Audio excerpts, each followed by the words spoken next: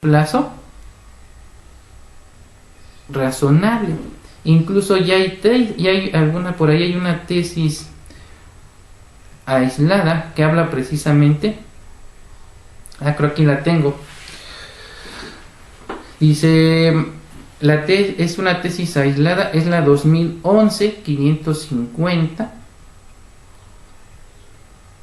lleva por rubro el siguiente: Cultura Cívica del Distrito Federal. El artículo 57, fracciones segunda y tercera de la ley relativa, al no prever un plazo posterior al momento en que el presunto infractor formule las manifestaciones que estime pertinentes para el ofrecimiento y desahogo de sus pruebas de descargo, transgrede el derecho fundamental de debida defensa. Pues aquí tienen hasta con qué robustecer sus argumentos. Y recordemos que tratándose de amparo contra normas inconstitucionales, porque aquí estamos hablando de una norma inconstitucional, ya no vamos a esperar a que haya dos sentencias para que se haga la declaratoria de la inconstitucionalidad. Bastará con una sola sentencia para que se declare la inconstitucionalidad de la norma. Entonces, si Sofía argumenta esto dentro de su juicio de amparo, va a sentar un precedente, ¿verdad? Vamos a tener entonces que ya se declaró oficialmente la inconstitucionalidad de dicho precepto. Aquí desafortunadamente este criterio se emitió cuando todavía se requería de dos sentencias para hacer la declaratoria de inconstitucionalidad de la norma a través del amparo indirecto. Entonces es una simple tesis aislada. Pero actualmente si promovemos el amparo contra una norma general y nos conceden el amparo y protección, entonces ya puede hacerse una declaratoria de inconstitucionalidad. ¿Preguntas hasta aquí? Obviamente aquí no estaría obligada a agotar el principio de definitividad, porque estamos frente a un acto de imposible reparación. ¿Sí? Entonces, estas son las diferentes vertientes por las que se puede dar un acto administrativo lato sensu, donde se cometen violaciones procesales que trascienden al resultado del fallo o que se traducen en actos de imposible reparación. Ya quedó claro, si estamos hablando de simples violaciones procesales, tengo que agotar recursos ordinarios y las mismas solo puedo hacerlas valer en el amparo directo, pero además debo preparar el amparo directo, es decir, tengo que combatir dichas violaciones con recursos ordinarios, y en caso de que sean ignorados mis argumentos, entonces ahora sí los combato en el amparo directo. ¿Doctor? Sí, adelante, Verdín. Gracias. Miren, el supuesto de que yo aperture, en el ejemplo que puso hace unos minutos, que yo aperture una empresa privada. Yo me apego como particular, para llegar a esa pretensión, a las leyes y reglamentos de la Ciudad de México en la materia. Recordando que, bueno, porque por aquí viene mi duda, el presidente tiene facultades extraordinarias y facultades reglamentarias. Las extraordinarias conforme al 133. 131. Las reglamentarias. 131. 131, perdón. Sí. Gracias. Y las reglamentarias conforme al 88 constitucional. 89. Ajá, 88, sí. 89. Entonces, mi duda es, sí, 89, perdón, Sí. Las facultades y obligaciones del presidente. Entonces, mi duda es si el presidente que ostenta el Ejecutivo emite un decreto en la Ciudad de México en materia de empresas privadas, que para mí como particular sea excesivo ese decreto a lo que me establece la ley y los reglamentos en materia en la Ciudad de México, puedo combatir ese decreto, más que sea que una pregunta absurda, pero si esto excede a los requisitos en el ejemplo que puso, y si ese decreto me obliga como ciudadana de la Ciudad de México, y si puedo combatir ese decreto del Ejecutivo. Sí, como en el ejemplo práctico que vimos la semana pasada, donde el Ejecutivo fue más allá, expide el reglamento y reduce la temporalidad para la aplicación de los exámenes a personal operativo y administrativo. Ya ven que la ley señala un plazo de 1 año y el Ejecutivo lo reduce a tan solo 6 meses. Entonces fue más allá de lo que establece la ley. Y estamos hablando de una norma de carácter autoaplicativo. Con su sola entrada en vigor, si hay una afectación porque me reduce esa temporalidad que me confiere la ley. Pero me puedo esperar al primer acto de aplicación, es decir, cuando se me haga la visita, se me requiera la documentación y llegan a la conclusión de que no estoy en tiempo y forma, como sucedió en ese caso. Y no solamente se combatió como tal el acto administrativo lato sensu, sino también la inconstitucionalidad, ¿verdad? La heteroaplicación de una norma que estamos tildando de inconstitucional, ¿sí? Sí la puedo combatir. ¿Alguien más que tenga alguna pregunta? ¿Nada? Ok, ahora, retomando este caso del juez cívico, su ley refiere lo siguiente, dice: el juez llevará a cabo las siguientes actuaciones. Dice fracción segunda, dice: otorgará el uso de la palabra al probable infractor para que formule las manifestaciones que estime convenientes y ofrezca en su descargo las pruebas de manifestaciones que estime convenientes y ofrezca en su descargo las pruebas de que disponga. Se admitirán como pruebas las testimoniales y demás que a su juicio del juez sean idóneas en atención a las conductas imputadas. Luego dice la fracción tercera: acordará la admisión de las pruebas y las desahogará de inmediato. En caso de que el probable infractor no presente las pruebas ofrecidas, las mismas serán desechadas en el mismo acto. O sea, aquí me obliga a que mis pruebas están debidamente preparadas para su desahogo en la audiencia. Es decir, no se le concede un plazo razonable, como refiere el artículo 20 constitucional, a los presuntos infractores para preparar sus pruebas. Por eso es que esta tesis aislada resolvió que se violenta el artículo 20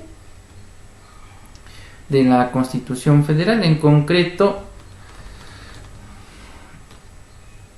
es el 20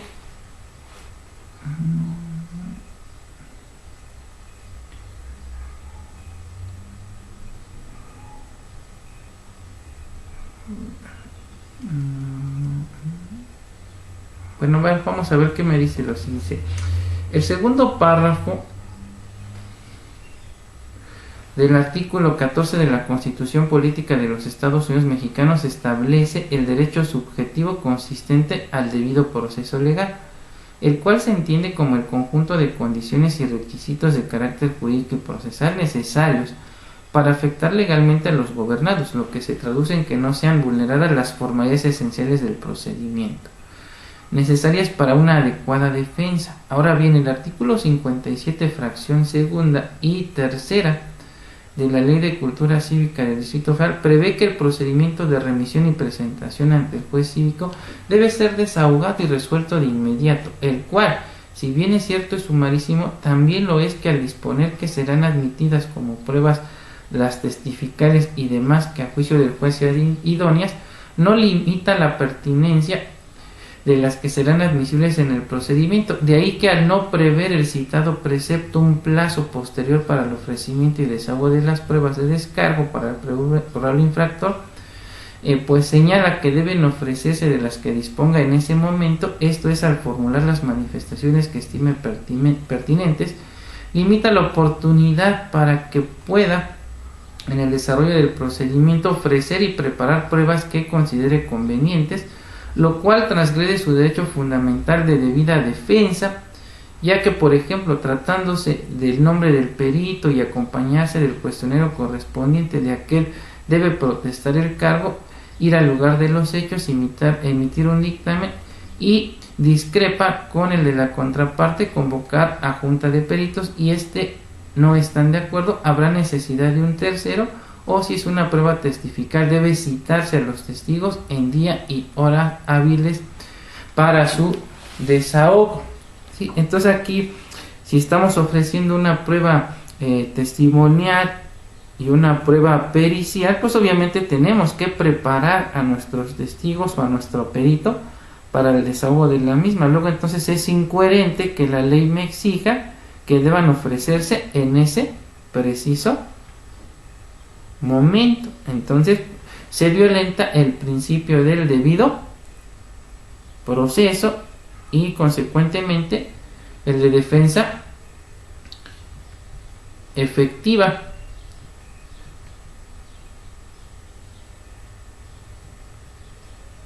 Hay otra que habla concretamente también del procedimiento de daño culposo, que hace referencia a que, por ejemplo, algunos ofrecen el video de las cámaras de C4, C5. Es obvio que no vas a tener a la mano dicha prueba, vas a tener que ofertarla y el juez tendría, en estricto derecho, suspender la audiencia, hacer valer el control de la convencionalidad en forma oficiosa y darnos un plazo razonable. Sin embargo, se apegan a lo que dice su ley y su reglamento y dicen que se tiene por no presentada, se desecha la misma. Eso también es una violación al debido proceso y que por ende podemos combatirlo a través del juicio de amparo indirecto sin necesidad de agotar recursos ordinarios. Lo mismo, si no me permiten nombrar abogado defensor, ya sea de carácter público o privado, también estamos hablando de un acto de imposible reparación, dado que el juez tendría que aplicar el control de la convencionalidad. Ahora bien, ¿cuándo pudiéramos estar entonces ante simples violaciones? Creo que ya nos quedó claro cuándo vamos a estar frente a actos que pudieran trascender el resultado del fallo y cuándo pueden ser de imposible reparación. Pero ¿cuándo hablaríamos entonces de simples violaciones procesales que no van a trascender el resultado del fallo y que entonces yo pudiera combatir a través de recursos ordinarios? Y para comprender mejor esta situación vamos a poner el siguiente ejemplo.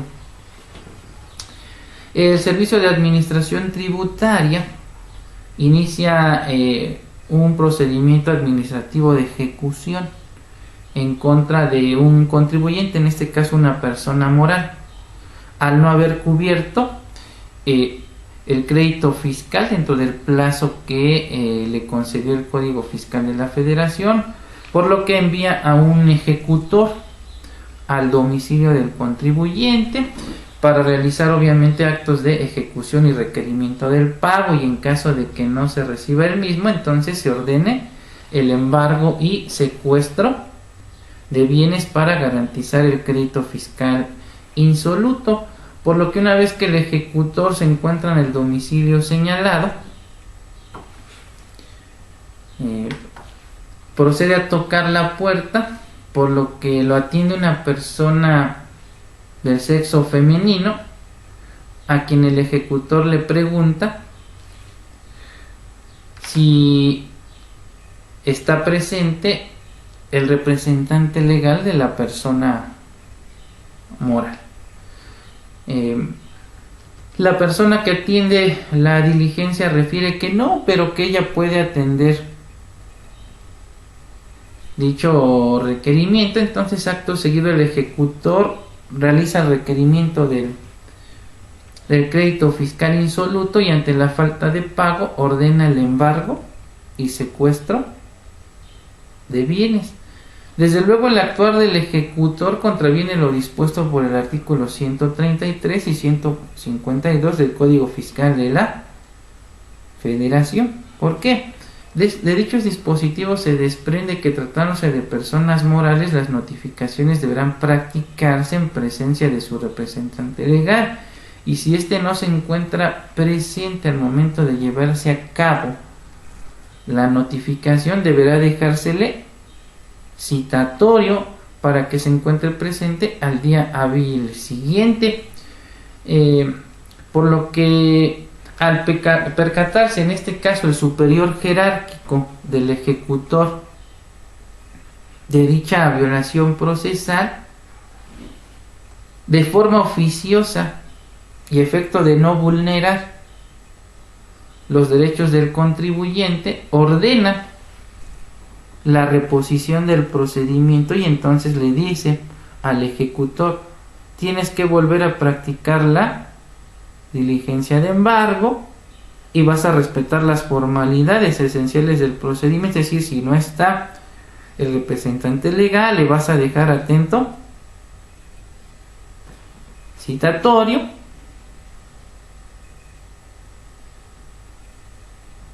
y si no se encuentra, entonces señalas fecha y hora para que continuemos con la diligencia. Y ahora sí, si no se encuentra presente y no te exhiben el pago del crédito, entonces ahora sí ordena el embargo y el secuestro de bienes. Ahí estamos entonces en presencia de una violación procesal que no va a trascender al resultado del fallo, porque la propia autoridad de oficio puede ordenar, ¿verdad?, la reposición del procedimiento, porque así lo establece el Código Fiscal de la Federación. En caso de que la autoridad se percate de alguna violación procesal que pueda ser subsanable o reparable, puede ordenar la reposición del procedimiento. Entonces, ¿cuándo pudiéramos estar en materia fiscal ante un acto de imposible reparación y que se presente dentro de un procedimiento administrativo seguido en forma de juicio? Pues podemos citar el ejemplo previsto por el artículo 69 B del Código Fiscal de la Federación. Esto en relación a la publicación preliminar de los datos del contribuyente cuando se presume que están expidiendo comprobantes fiscales sin contar con los activos, personal o estructura o capacidad material para prestar servicios o comercializar algunos bienes y servicios. Entonces, en este caso, esta publicación preliminar sí es un acto de imposible reparación. Vamos a suponer que Ivonne es dueña de un establecimiento al que le están atribuyendo esta cuestión de que está realizando actividades o está haciendo defraudación fiscal, ¿verdad? Está emitiendo facturas falsas y se hace la publicación en el portal. Y luego Sofía, que tiene su empresa y que realiza contratos con Ivonne, y lo mismo que Berlín tiene su empresa y realiza contratos con Ivonne, pues cuando ven esa situación, ¿qué van a pensar?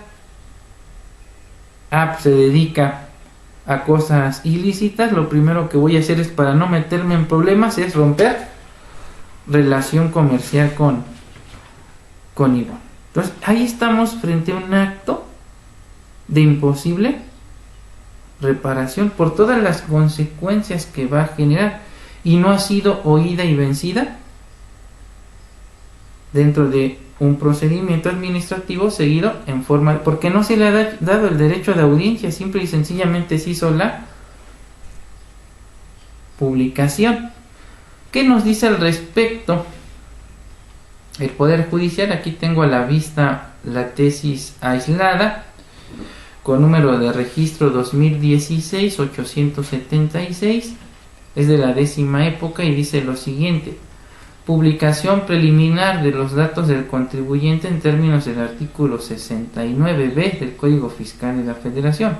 Al constituir un acto de imposible reparación en su contra, procede el amparo indirecto. ¿Sí? Entonces no estamos obligados a agotar el principio de definitividad, a contrario sensu del primer caso, donde incluso ya lo vimos, la propia autoridad puede, ¿verdad?, subsanar la deficiencia y ordenar la reposición del procedimiento. Y si la misma ley me dice que la autoridad puede reponer el procedimiento, entonces estamos hablando, perdón, de actos de posible reparación.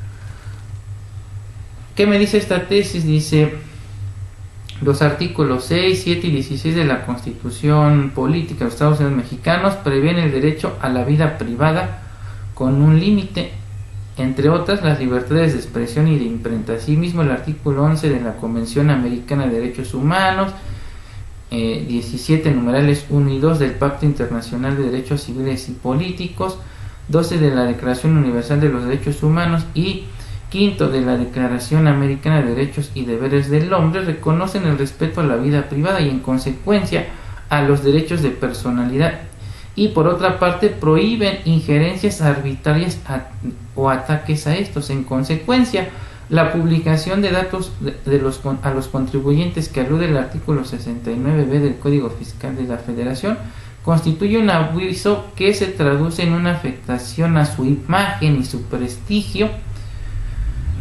profesional, por aludir a la presunción de que realiza actos que no se apegan a los lineamientos normativos correspondientes, pues la advertencia de que efectúan operaciones al margen de las normas aplicables puede afectar sus relaciones comerciales y profesionales, aún sea de carácter preliminar y no definitiva, lo que determina en forma concluyente su situación fiscal.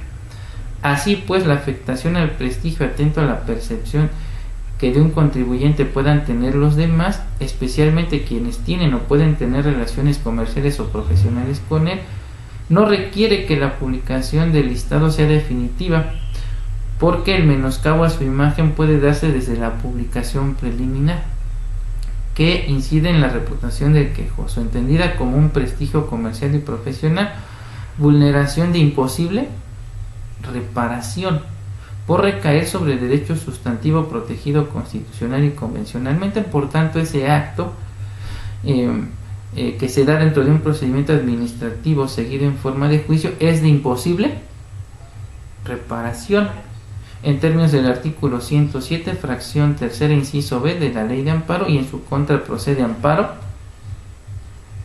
indirecto. ¿Sí?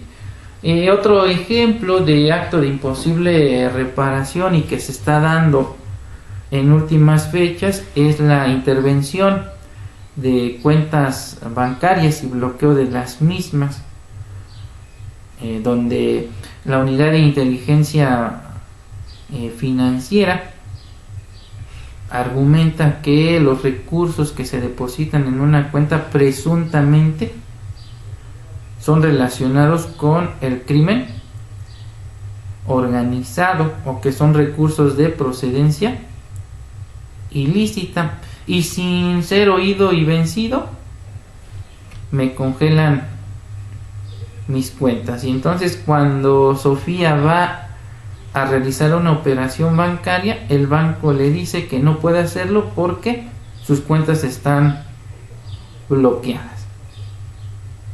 Y únicamente le informan, porque dicen que es información reservada, que es en virtud de una orden de la unidad de inteligencia financiera, ¿sí?, o de la Comisión Nacional Bancaria y de Valores. Entonces, ¿qué va a hacer? Va a promover amparo indirecto, ¿sí?, y es un acto de imposible reparación porque está afectando de manera directa su patrimonio. Ya no le están permitiendo disponer de los fondos que se encuentran en dicha cuenta bancaria. Entonces no es necesario que agote el principio de definitividad, e incluso lo pudiera manejar también como un amparo, ¿verdad?, como tercero extraño a juicio, porque no tengo conocimiento de si hay o no un proceso o procedimiento en mi contra. Sin embargo, se me está afectando mis derechos, a efecto de obtener información de quién es la autoridad que en su momento me está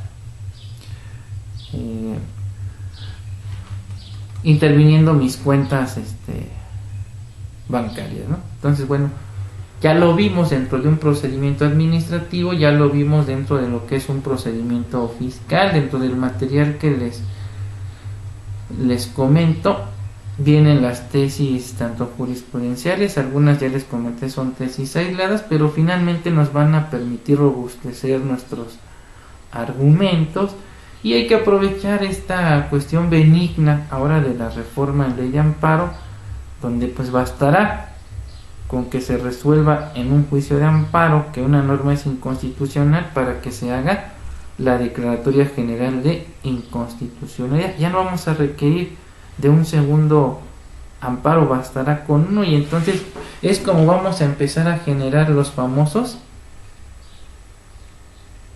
precedentes. ¿Preguntas? ¿No? ¿Todo claro? ¿Sofía? ¿Verdín?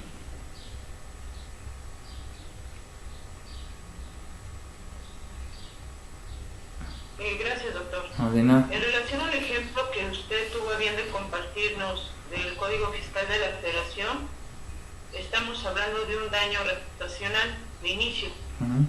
Pero si es un acto consumado, también puedo hacer valer el amparo contra ese daño reputacional, porque esto fue de inicio en la publicación del contribuyente que no hay una actividad existente que pueda respaldar la emisión de comprobantes fiscales. Esto fue de inicio, pero también mi pregunta es si el daño reputacional, y ya una vez consumado el acto, los mecanismos de comprobación de Hacienda, puedo interponer mi amparo. Bueno, aquí lo que estaríamos interponiendo el amparo es contra la publicación. Obviamente tengo que irme a las reglas generales para que no se vaya a determinar en su momento que el amparo va a ser improcedente por la cuestión de que no lo interpuse en tiempo y forma. Entonces sí debo ser muy cuidadoso de cómo le voy a informar al juez de distrito en la demanda a partir de cuando tuve conocimiento del acto reclamado, porque si yo le hago ver que me enteré hace 3 meses y apenas estoy promoviendo el amparo, es obvio que me van a acordar la improcedencia del amparo por haber precluido mi derecho para hacerlo. Entonces sí debo ser muy cuidadoso en cómo le hago saber al órgano jurisdiccional a partir de cuando tuve conocimiento del acto reclamado, porque si no, entonces estamos hablando, como usted misma lo señala, de actos consentidos, entendiéndose por estos aquellos en los que no se formuló la demanda de amparo dentro de los plazos que señala el artículo 17 de la ley de amparo. Doctor. Sí. Doctor, igual que para todo, ahorita que acabas de mencionar eso, bueno, ya lo había yo leído, que para todo hay plazos, como lo que acabas ahorita de mencionar sobre la pregunta que te hizo Berlín. O sea, hay que tener mucho cuidado en eso, porque no nada más es cuando uno quiera, sino hay plazos hasta para presentar lo que acaba de decir la licenciada. Sí, hay algunas excepciones. Hay algunas excepciones donde sí puede interponer la demanda de amparo en cualquier momento, por ejemplo, tratándose de actos prohibidos en el artículo 22 constitucional, los puedo interponer en cualquier momento, y algunos están previstos también en la jurisprudencia. Por ejemplo, hablando de omisiones, por ahí hay algunos criterios que siempre y cuando trasciendan o se conviertan más bien en actos de imposible reparación, como pudiera ser la dilación en la administración de justicia. Por ejemplo, presentas una presentas una prueba y la autoridad tiene determinados días para pronunciarse en relación a su admisión o inadmisión. se vencen los plazos y no hay manifestación alguna en relación a la autoridad.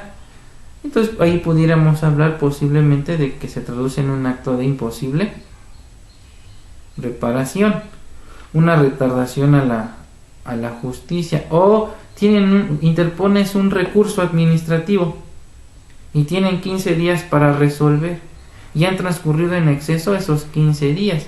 Si bien es un acto omisivo, puede traducirse en un acto de imposible reparación porque hay una violación al artículo 17, ¿verdad?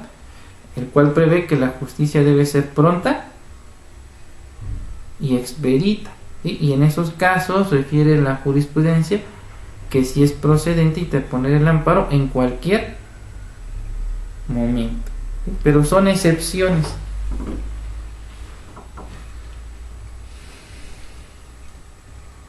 Bien, bueno, para concluir con la sesión de hoy, y es con lo que estaríamos iniciando el desarrollo de la clase la próxima semana, vamos a abordar en específico lo que es el amparo indirecto en materia administrativa contra actos de los tribunales de justicia administrativa, o sea, lo que se conoce doctrinalmente como el amparo contra actos de tribunales propiamente dicho. Pero como estamos hablando de amparo en materia administrativa, pues solamente nos vamos a limitar a hablar de los tribunales de justicia administrativa. Este tipo de amparo se encuentra regulado por el artículo 107, fracciones cuarta, quinta y sexta de la ley de amparo, y se refiere a todos los actos emanados de los tribunales de justicia administrativa, es decir, aquellos órganos pertenecientes al Poder Ejecutivo, pero que formal y materialmente realizan una función jurisdiccional. Es decir, en la actualidad este tipo de órganos ya gozan de plena autonomía para dictar y ejecutar sus fallos, y por ende ya se les conoce la calidad de tribunales con plena jurisdicción. Recordemos que esto ha sido un proceso histórico, ¿no? Anteriormente no se les reconocía la calidad propiamente de tribunales porque pertenecían al Ejecutivo, y los abogados tradicionales estaban casados con la idea de que la jurisdicción era una actividad propia y exclusiva del Poder Judicial, y que por lo tanto entonces el Poder Ejecutivo no podía administrar justicia. Hoy esas ideas ya están rezagadas, ya son obsoletas. Sin embargo, van a encontrar ahí algunos clásicos que todavía hacen referencia a ello. Hoy ya hablamos de la jurisdicción en sentido estricto, es decir, la que reside en los tribunales judiciales, y la jurisdicción especializada o justicia administrativa, es decir, la que imparten las juntas de conciliación y arbitraje, el Tribunal Federal de Conciliación y Arbitraje, por supuesto el Tribunal de Justicia Administrativa, los tribunales militares, y donde también podemos incluir a estas autoridades formalmente no jurisdiccionales, pero materialmente con funciones jurisdiccionales, como los jueces cívicos, las oficialías conciliadoras y los jueces cívicos, entre otro tipo de autoridades. Entonces, el fundamento constitucional para la existencia de este tipo de tribunales lo vamos a encontrar en los artículos 73, fracción 29, letra H, así como 104, fracción tercera, y 116, fracción quinta, por cuanto hace al Tribunal Federal de Justicia Administrativa y los Tribunales de Justicia Administrativa de la Ciudad de México. Por cuanto hace a la Ciudad de México, tenemos que remitirnos al artículo 122. Acuérdense que el 122 nos habla de la estructura orgánica